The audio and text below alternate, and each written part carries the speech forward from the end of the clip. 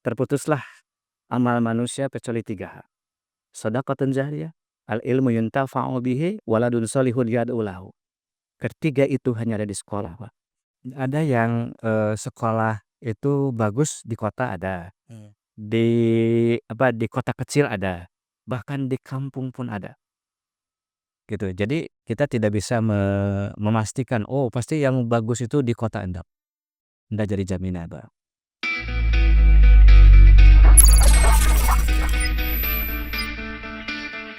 Bismillahirrahmanirrahim. Assalamualaikum warahmatullahi wabarakatuh. Kembali berjumpa di podcast GDM 62. Hari ini kita kedatangan tamu dari jauh ini, Mas Iwan Kurniawan. Beliau tim penjamin mutu Penjaminan mutu. PP Muhammadiyah, Dikdasmen PP Muhammadiyah. Nah, kita akan coba bahas ini dalam rangka apakah Mas Iwan kesini, apa yang akan dilaksanakan dan nanti outputnya seperti apa. Nah, mungkin awal ini Mas, ini apa yang melatar belakangi kehadiran Mas Iwan ke Sumatera Barat, Mas? Tentunya kami adalah tim penjaminan mutu pendidikan, Dikdasmen dan PP Muhammadiyah. Itu tahun kemarin kita sudah melaksanakan Diksuspala. Diksuspala. Pendidikan khusus kepala sekolah. Oke. Untuk seluruh kepala sekolah Muhammadiyah yang sedang dan masih aktif pada saat Oke. Itu tingkatan sekolahnya? tingkatnya di SD, MI, SMP, MTS, Semuanya. MA, Oke. MA, Termasuk pondok, termasuk pondok pesantren. termasuk pondok pesantren. Ya. Oke. Dan itu kan perlu ditindaklanjuti dengan apakah hasil dari Diksuspala ini diterapkan, dilaksanakan atau tidak. Kalau tidak dilihat atau didampingi, khawatirnya itu tidak banyak yang tidak terlaksana. Oke. Nah, makanya kita ingin tahu seperti apa nih pelaksanaannya setelah Diksuspala itu. Oke, jadi dari Diksuspala akhirnya ada rekomendasi untuk tim penjaminan mutu hadir ke sini. Betul. Kira-kira apa, Mas, yang melatar belakangi itu? Apakah ada masalah dengan sekolah-sekolah atau ada yang kurang atau bagaimana di Sumatera Barat, Mas? Di semua provinsi kita dampingi dan ditugaskan tiap provinsi, dan kebetulan kami berdua dengan Pak Kiai Sopiandi itu ditugaskan ke daerah Sumatera Barat. Itu banyak yang lain juga hadir ke seluruh daerah Seluruh daerah. Oh, Ada yang ke Sumatera Utara, ada yang ke Riau, ada yang ke semua provinsi untuk secara bertahap. jadi memang ada yang perlu diperbaiki gitu ya, Mas, ya? Gini Pak, iya, kebanggaan kita kepada sekolah Muhammadiyah yang selalu bangga-banggakan tentang banyaknya sekolah Muhammadiyah sampai 5 ribuan lebih di seluruh Indonesia itu, ternyata setelah diadakan analisis kajian dari 5.000 lebih itu bisa dipetakan dalam 4 kategori, Pak. Oke. Pertama, ada kategori sekolah gawat darurat, Oke, emergensi. emergensi dia. Ternyata banyak ini, Pak. Banyak yang itu. Iya, oke. Dan sangat mencengangkan kita, ternyata masih banyak yang di gawat darurat. Dan ciri dari sekolah gawat darurat itu, salah satu di antara cirinya adalah sekolah yang jumlah pesertanya di bawah 100. Oke. Masih mengandalkan BOS untuk hidup sehari-hari, ya, bukan saja itu, Pak, ya. Dan kalau dilihat dari emergensi berarti dia harus Segera di-off-name. segera di-off-name dalam kondisi koma biasanya, Pak. Oke. Dan orang koma itu kan tidak tahu dan tidak sadar akan diri, apalagi orang lain. Itu perlu disadarkan, Pak. Gitu. Sehingga memang kami ingin agar sekolah-sekolah yang berada di level gawat darurat ini, kemungkinan kita akan dorong dan bisa nanti minimal Ya. bisa menjadi sekolah yang rawat inap lah. Oke, masuk bangsal rawat inap. Nah, udah punya kamar atau punya ruangan minimal. Iya. Tidak lagi gawat darurat, karena kalau terus-terusan koma lama, Heeh. itu bisa jadi koma kan jadi titik, Pak. Iya. Panjang gitu ya, Mas, ya? udah selesai portfolio. Iya iya iya. Itu dikhawatirkan seperti sehingga nanti yang gawat darurat ini bisa naik statusnya minimal itu bisa menjadi rawat inap. Nah, rawat inap ini dikategorikan, jumlah siswanya itu di atas 100, di bawah 400. Di atas 100, di bawah 400. Oke, seperti itu rawat inap. Nah, yang rawat inap mudah-mudahan nanti bisa naik menjadi rawat jalan.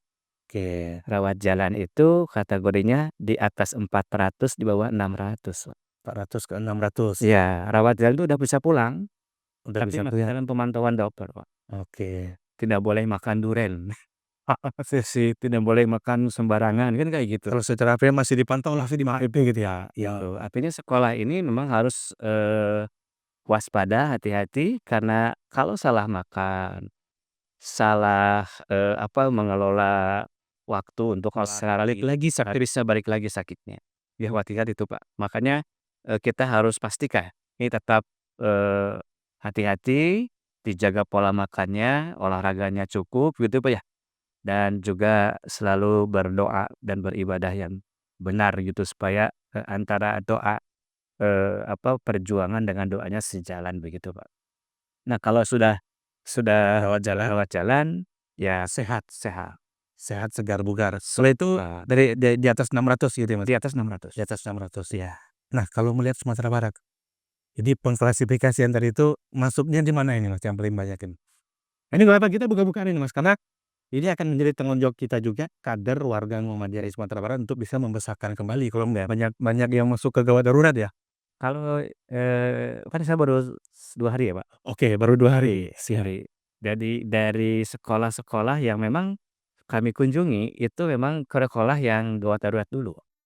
Oke. Kenapa? Karena kalau yang sudah agak naik mungkin nanti bisa tapi gawat darurat ini harus, paling utama, pertama untuk, diangkat begitu, Pak. Sehingga tadi memang kami berkunjung khusus untuk sekolah-sekolah yang gawat darurat, Pak. Oke. Sebelum kita masuk nanti ke sekolah-sekolah yang sudah dikunjungi, kira-kira output-nya dari kunjungan ini apakah rekomendasi, apakah ada perbaikan atau seperti apa, Mas Iwan? Diharapkan, Pak, jadi, dari hasil nanti kami berkunjung ke sekolah-sekolah dan nanti kami dapatkan data. Data inilah nanti akan kami olah, kami serahkan pada pimpinan pusat Dikdasmen dan PNF untuk menjadi data di mana setiap kebijakan nanti ke depan itu by data, Pak. Oke. Tidak lagi hanya untuk menggugurkan kewajiban, menggugurkan program, terus terlaksana atau tidak, tapi betul-betul punya nilai manfaat karena berbasis data. Nah, contoh misalkan ketika kita ingin mengobati sesuatu, maka kita harus tahu dulu apa masalahnya.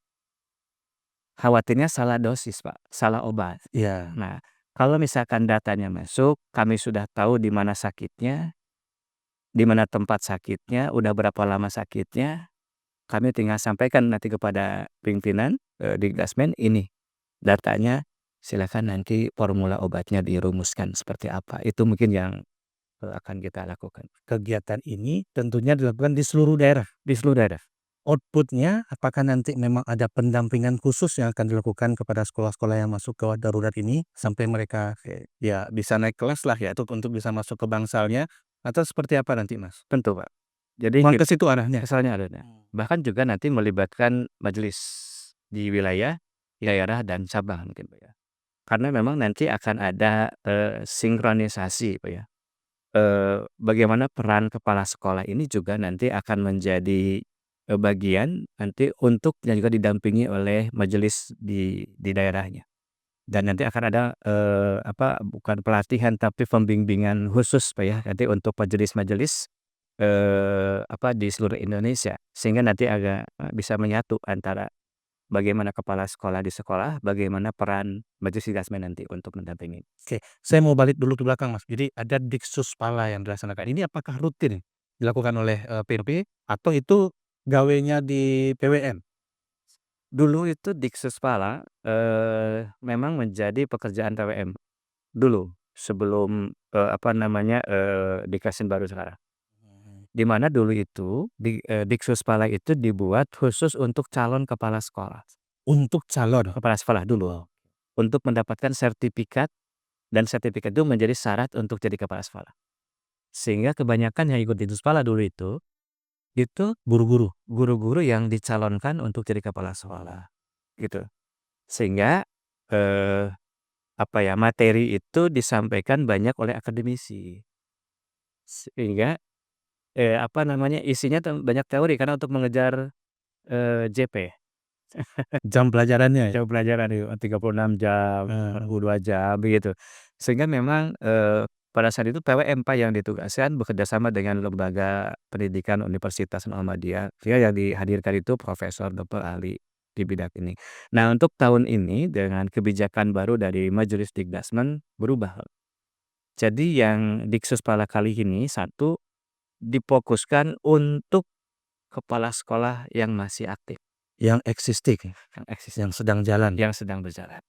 Yang kedua, tidak disampaikan oleh, para akademisi, tapi oleh praktisi. Oke. Karena konsepnya berbagi, Oke, sharing informasi. sharing informasi, gitu. Sehingga, yang direkrut kebanyakan adalah kepala sekolah yang sukses mengantarkan sekolah Muhammadiyah yang tadinya jadi zero to hero. Mmm. Zero to hero itu yang tadinya tidak apa-apa, tidak berdaya sekolahnya, Ya, menjadi sekolah hebat, sekolah kuat. Itu kepala sekolah yang banyakan direkrut oleh Majelis Dikdasmen pada saat. nah Mas Iwan kemarin di Diksuspala mana Mas? Di sini ikut, bersamai Kebetulan enggak, Pak. Saya di Riau pada saat itu, Kak. di Riau? Nah, Riau.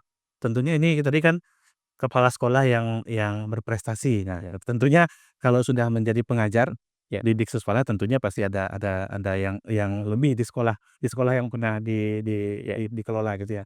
Tapi sebelum masuk ke situ Mas, eee, setelah melihat kondisi sekolah yang mungkin baru 2 hari ini ya, baru 2 hari ini Mas Iwan dan tim ke lapangan, kira-kira apa masalah mendasar Mas, sekolah yang ada di Sumatera Barat? Masalah menda Khususnya darurat kemarin Betul. tadi ya? Masalah mendasar yang saya catat tadi itu adalah pertama, itu ada faktor eksternal, ada Oke. faktor internal. Oke. Oke. Faktor eksternal itu lebih kepada mindset kebanyakan masyarakat di sini itu negeri minded. Oh, Jadi ya, kalau sudah sekolah ke negeri itu selesai, gitu Pak. ya, ya, ya. Gitu. Itu juga menjadi hambatan buat sekolah Muhammadiyah. Yang kedua, kebijakan yang lahir dari kebijakan pemerintah itu yang memungkinkan, sekolah-sekolah swasta itu tidak bisa lebih, mendapatkan siswa banyak. Itu juga menjadi masalah. Nah, itu eksternal, itu eksternal aja. Kalau internal, mungkin faktor kesadaran, Pak. Kesadaran. Kesadaran untuk menjadikan sekolah yang jauh lebih punya kemanfaatan untuk masyarakat, sekolah yang bisa memberikan layanan paripurna, itu masih perlu ditumbuhkan. Ini dari kesadaran dari manajemen sekolahnya? Manajemen sekolahnya. Dari pengurus daerah atau pengurus Nah wilayahnya kah? Atau dari, nah kan ada 2 sisi ini Mas. nah, saya lihat ada sekolah yang hampir 15 tahun jarang dikunjungi, dibimbing, dibina, diarahkan oleh Oleh, majelisnya. oke. Sehingga Di sini ya Mas ya? di sini, Oke. sehingga kita agak agak agak kaget juga gitu. Kok sampai seperti itu gitu, Pak.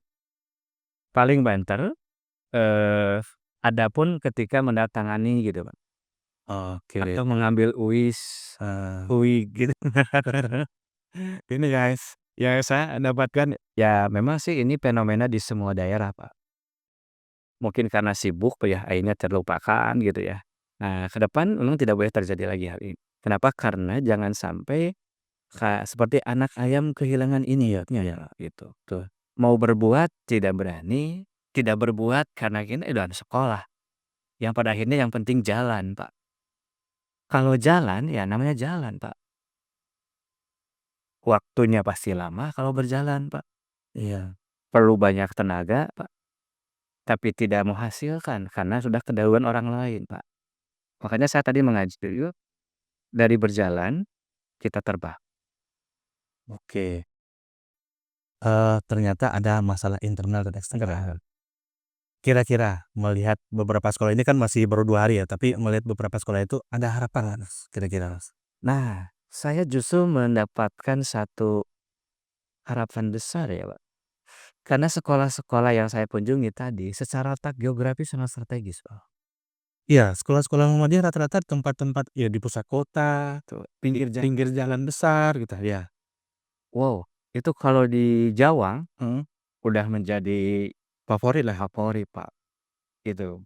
sambil ke kantor titipin anak Heeh, langsung jalan langsung gitu. jalan, Iya, gitu. iya, iya. Hanya tinggal sekarang bagaimana, kerja komunikasi yang efektif, Pak, ya, duduk satu meja antara kepala sekolah, Dikdasmen, PDM gitu ya, PCM atau di sana, untuk merumuskan bagaimana sekolah ini bisa menjadi sekolah terbaik gitu, Pak. Bukan harus sama dengan negeri kalau saya, menjadi sekolah yang di atas negeri kualitasnya. Karena kita luar negeri, Pak. Swasta itu kan luar negeri, Pak. Iya, luar Ibaratnya negeri ya, Mas? kita luar negeri. Iya, iya. Gitu ya. Luar negeri. Berarti kalau luar negeri harus lebih bagus, Pak. Iya, iya, iya, iya. Gitu maksud saya. Jadi kalau swasta itu kita adalah luar negeri harus lebih bagus daripada negeri kita gitu. Gitu. Fenomenanya kalau kita melihat kan untuk khusus di Sumatera Barat ini, malahan ada beberapa sekolah swasta itu yang biayanya mahal, tapi ya banyak peminatnya. Ya. Nah itu gimana itu, Mas? Karena gini, Pak. Karena sebenarnya semakin orang percaya, semakin berani berapapun. Oke. Yang pertama, taruh kepercayaan pada masyarakat, itu yang paling pertama, Pak. Nah, ketika kepercayaan itu hilang, ya udah, kita tidak akan mungkin bisa melakukan itu, Pak. Makanya ketika kemarin saya katakan, "Pak, di sini itu, orang-orang kaya pun lebih memilih ke negeri." Oke, Oke. Artinya bahwa kemampuan masyarakat di sini itu ada di level mana kan harus dianalisis, Pak. Misalkan kemampuan sekolah, menyekolahkan anak di sini kebanyakan tuh di level apa? Apakah level menengah, level atas, atau level bawah? Baru kita memutuskan di level mana kita akan beri mau masuk pasarnya. pasarnya gitu, Pak. Itu harus dianalisis juga kelihatannya. Kenapa? Karena saya yakin, Pak, masyarakat itu pasti akan terbagi 3, yang menengah yang atas, menengah, bawah, dimanapun, Pak. Nah, hanya tinggal bagaimana kita akan menyasar, apakah akan menengah akan menyasar yang bawah, akan kita konsisten di tengah, atau kita akan membidik yang atas. Nah, tiga-tiga ini punya konsekuensi, Pak, sebenarnya. Iya, iya, iya. Tapi kalau misalkan di masyarakat menengah bawah yang disasarnya, saya kira bagusnya itu kerjasama dengan Lajis, Pak. Oke. Kenapa? Karena saya mohon maaf, Pak, Heeh. kalau banyak sekolah memang sasarannya bawah, berarti itu harus didampingi oleh Lajis kalau saya. Karena banyak kedua apa? Iya, diperkuat dengan lazis. Lajis, Pak.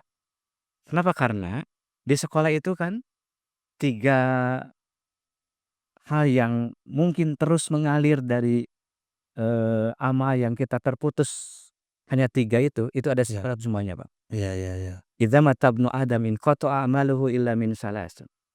Terputuslah amal manusia kecuali 3 hal. Shadaqatun jariyah, al-ilmu yuntafa'u bihi, waladun shalihun yad'u lahu. Ketiga itu hanya ada di sekolah, Pak.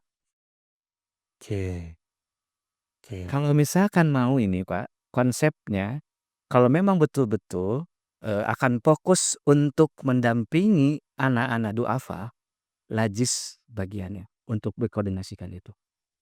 Ini sudah ada yang, bundling ini di tempat lain, Mas? Belum, Pak. Belum ya? Justru saya melihat oleh si Jakarta yang lain kan sudah banyak didirikan. Kayak misalkan, Heeh. sekolah juara oleh apa tuh, lembaga zakat apa gitu, Pak, ya. Di Bandung tuh ada, Pak, sekolah juara. Jadi memang anak-anaknya anak-anak yatim semua, tapi dibiayai semua, Pak, oleh Lajis itu. Nah, maksudnya Lajismu itu bisa nggak gitu, Pak? Nah, itu yang saya pertanyakan itu, bisa nggak?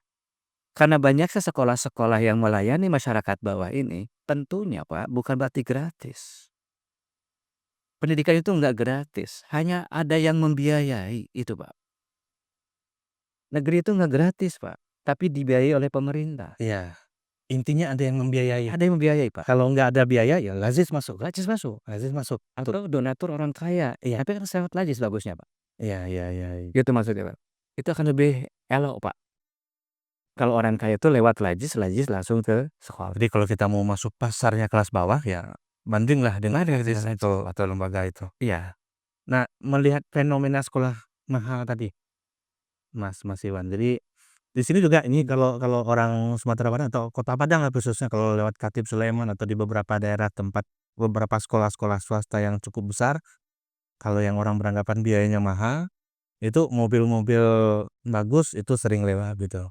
Nah, ini yang seperti ini ada nggak Muhammadiyah punya yang sekolah seperti ini, Mas? kalau di Jawa banyak, Pak. Di Jawa banyak? Banyak. Oke, di Sumatera Barat yang belum. Belum. Saya lihat Oke. mudah-mudahan bukan belum, Pak.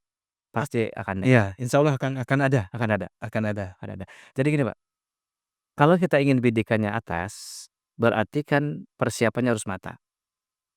Apa yang dibutuhkan oleh orang-orang yang berekonomi kelas atas. Ini yang jadi apa, persiapannya itu, Pak, gitu, Pak. SDM-nya, Hmm. kurikulumnya, manajemennya, sarana prasarananya, itu harus betul-betul disiapkan dengan Ada juga mungkin orang yang memilih karena gengsi. Ya karena ada yang milih handphonenya iPhone mahal segala macam ya karena mungkin gengsinya. Mungkin ada juga yang anaknya mau disekolahin ke tempat ini nih karena orang-orang kaya di situ gitu. Nah, kita juga akan masuk ke ranah itu, ya tapi tetap menjaga kualitas kan begitu baik. ya Mas Iwan ya? Sekolah Muhammadiyah yang di atas tetap menjaga etika, Hmm. tetap menjaga akhlak. Karena kan kita itu juga, sekolah-sekolah yang sudah besar, Muhammadiyah itu juga mengedepankan karakter kemuhammadiyahan, Pak, menjadi bagiannya. Saya kira, itu yang membedakan antara sekolah, unggul Muhammadiyah dengan unggul yang lain. Oke, terkait dengan karakter. Ini kan pasti, panduannya nanti ada di kurikulum. Ya, Ini kan kurikulum kita kan ini pindah-pindah terus ini Mas. ya. Pakai yang 2000 ini, kemudian kurikulum merdeka segala jadi ganti pemerintahan juga ganti, kurikulumnya. Nah ini menurut pandangan Mas Iwan nih gimana? Kalau saya pribadi ya, Pak, ya, Ya. saya pribadi itu saya sangat kagum dan banggalah pada Muhammadiyah itu. Karena Muhammadiyah ini telah lahir sebelum negara ini lahir. Oke Dan pendidikan Muhammadiyah lahir sebelum ada kementerian, Pak. oke. Sebelum ada kurikulum Sebelum ada kurikulum. kurikulum, Pak, begitu. Artinya kan kita paham betul bahwa, K.J. Ahmad Dahlan itu kan menggabungkan 2 kurikulum ya, Pak, ya. Ada kurikulum barat dengan kurikulum pesantren. Nah, ini beliau beliau padukan menjadi kurikulum modern pada saat itu. Berarti kan kurikulum pendidikan Muhammadiyah itu ajeg, Pak, Mmm. gitu. Tapi yang jadi pertanyaan kenapa kita sekarang harus mesti ikut-ikutan ya, Iya iya. kenapa tidak dibuat aja kurikulum yang Kurikulum sendiri gitu ya? yang komprehensif gitu, Pak, Mmm. ya, dengan ciri khas Muhammadiyahnya. Nah, itu saya dari dulu juga, mempertanyakan itu gitu, Pak, ya. Kenapa tidak buat seperti, apa namanya, lembaga-lembaga lain yang Sudah dapat jawabannya Mas? nah, alhamdulillah sekarang itu kelihatannya menuju ke sana, Pak. Menuju ke sana? Nah, karena, Pak Ketua Dikdasmen, Pak Didi itu sudah, kemarin juga me-launching, kurikulum Ismuba berbasis aktivitas. Heeh.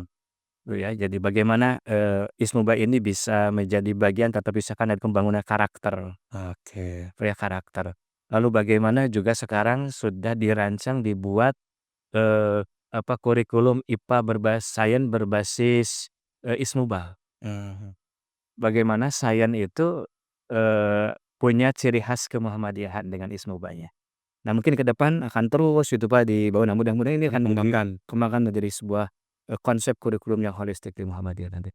Contohnya mungkin Gontor ya Mas? Oh ya, Gontor itu punya kurikulum sendiri yang nggak masuk Kementerian Agama, nggak masuk Kementerian Pendidikan, tapi ya orang-orangnya berhasil dan dan itu jadi apa, dan masyarakat patokan bagi masyarakat. dan masyarakat mempercayai itu. Iya Selama ini sampai berapa puluh tahun iya itu dipercaya dan lulusannya jadi orang, Mbak, banyak. iya, Dan jadi artinya sukses maksudnya. sukses-sukses gitu. Betul. Kayak gitu mungkin, Pak, ke Iya, depan. kita kan berharap, sekolah-sekolah Muhammadiyah juga punya ya tapi sudah punya lah di Jawa itu di beberapa daerah di PWN-PWN-nya mungkin ada sekolah-sekolah yang kuat-kuat juga dari sisi karakter ya Mas ya? Hanya mungkin yang catatan ini, catatannya adalah bahwa mohon maaf nih, sekolah Muhammadiyah itu harusnya yang lebih menonjol ke Muhammadiyah. Oke. Soalnya ginilah, sekolah seni kan belajar seni, Pak.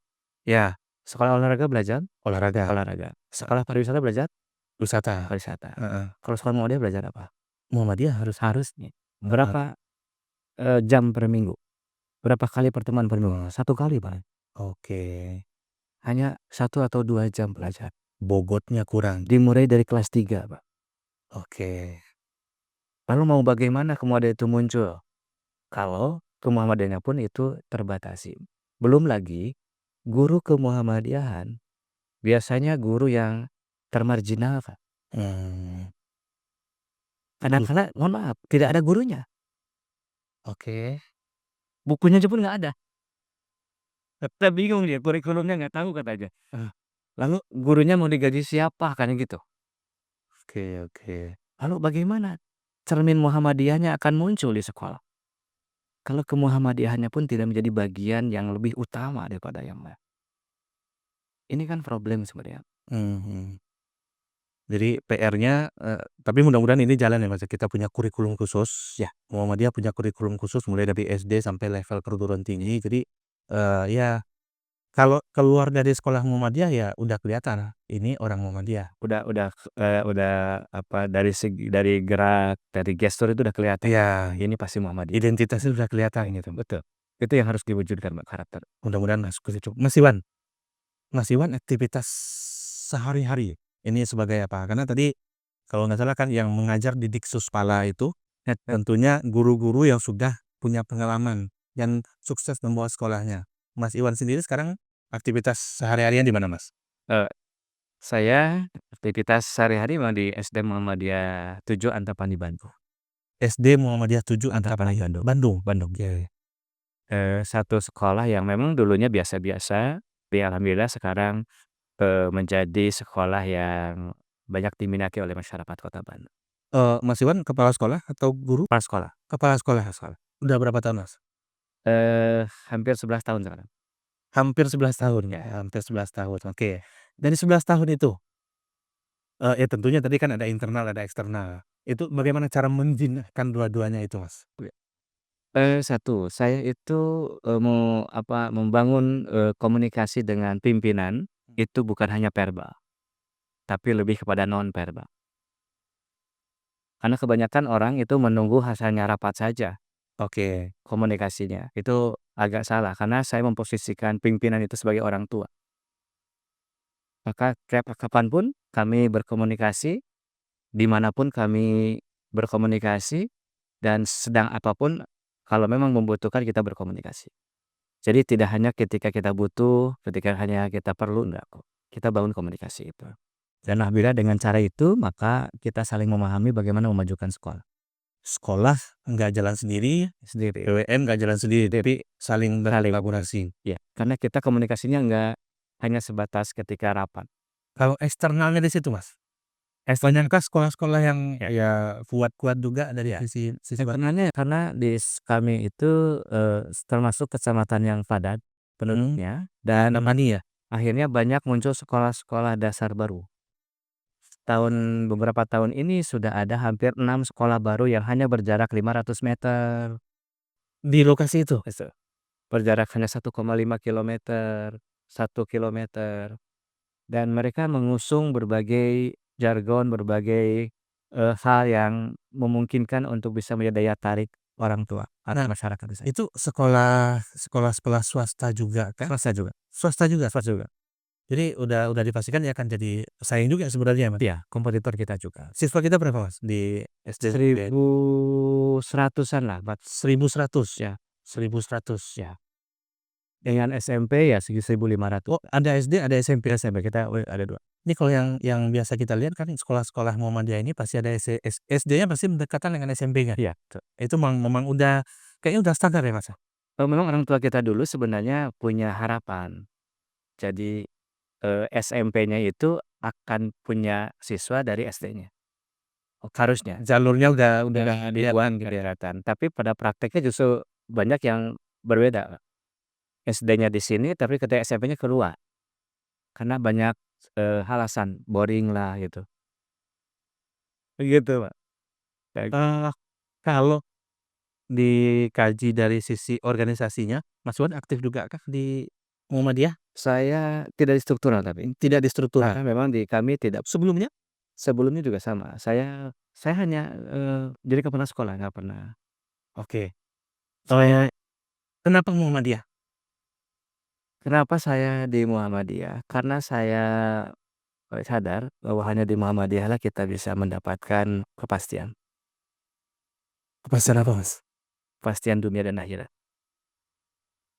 Itu yang paling penting gitu. Jadi pertanyaan standar saya di sini biasanya kalau di podcast ini, kenapa Muhammadiyah? Apa sih yang membuat kita pengen ikut membersamai proses di Muhammadiyah, ikut jadi pengurus, ikut mengurus AUM dan segala macamnya. Nah itu yang penting ini, Iya. ini banyak orang juga bertanya, kenapa sih harus ke Muhammadiyah?" Nah kan gitu tuh. Saya tuh pernah ditanya juga Mmm, terkait dengan itu. "Kenapa kok namanya Muhammadiyah?" Udah Rasin. iya, Saya nggak bisa jawab, Pak. eee, Saya hanya menceritakan sebuah hadis ya, Pak. mmm, Rasul itu kan pernah ditanya, "Ya Rasulullah, siapakah orang yang engkau rindukan nanti di yaumil akhir?" mmm, Yang membuat saya kaget itu Rasul tidak menjawab istrinya, mmm, Rasul tidak menjawab saudaranya, iya, Rasul tidak menjawab anak-anak, tapi Rasul menjawab, "Orang yang aku rindukan nanti adalah orang yang tidak pernah berjumpa denganku, tidak pernah hadir bersamaku. Dia akan lahir setelahku, tapi dia yakin akan kerusulan." Dan itu adalah orang Indonesia, itu adalah orang Muhammadiyah. orang Muhammadiyah.